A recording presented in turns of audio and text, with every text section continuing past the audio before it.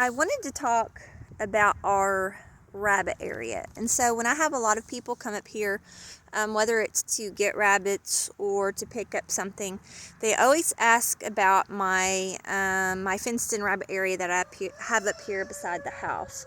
And so we actually implemented this last summer. I wanted to use this area. This is an area that's not really useful for anything else. And so we decided to fence it in with chicken wire. I don't know if you can see that. But there's chicken wire, and we folded it over inside toward the inside of the fence to keep the rabbits from burrowing under. And it's actually worked out really, really well.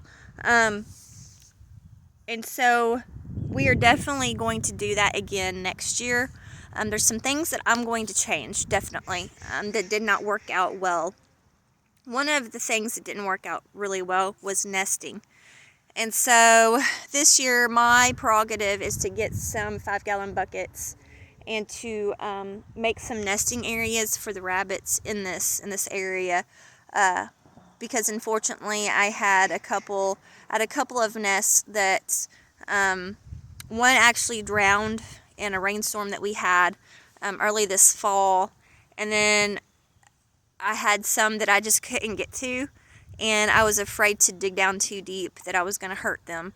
So I think I'm going to do that, and my idea here is to probably put drain hose in the bottom, sit them down upright, leave the lids up above the ground where I can just pull the lids off, and take a look at the nest and just take a look at the babies, cut a hole in the side, and bury the bucket and create an entrance. So that's just going to be an experiment that I'm going to try this go around to see how it works out.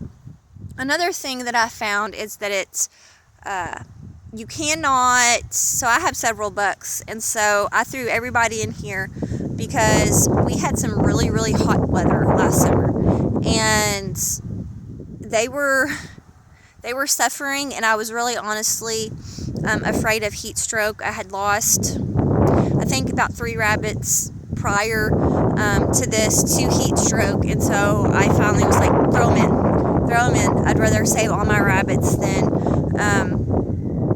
and deal with, not knowing who's breeding with who than to lose my rabbits. So we threw everybody in here. They did great. I did have some nests, so I really didn't know who mom was, didn't know who dad was.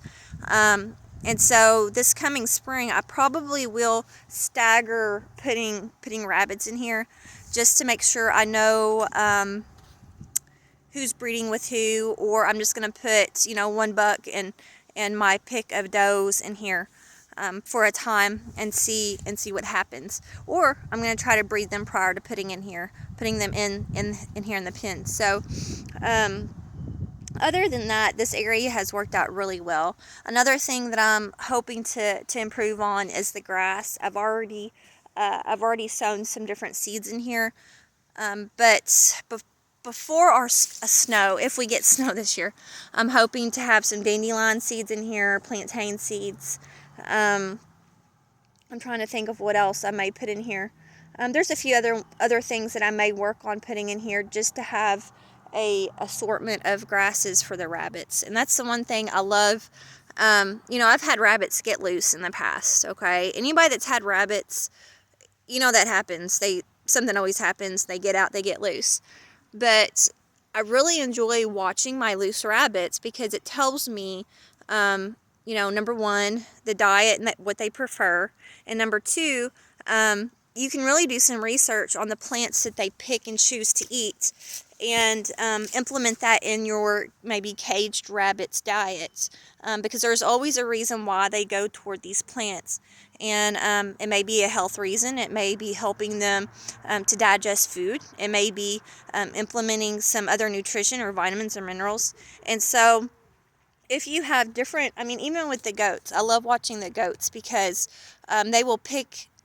They're actually really picky eaters. A lot of people don't think they are because of the whole myth, well, goats will eat anything and everything. No, they will not. They're actually really, really, really, really picky. Um, but anyway, so I want to really work on that this year. And, the overall look of my rabbits was just, you know, a great a great difference that I saw versus having them caged.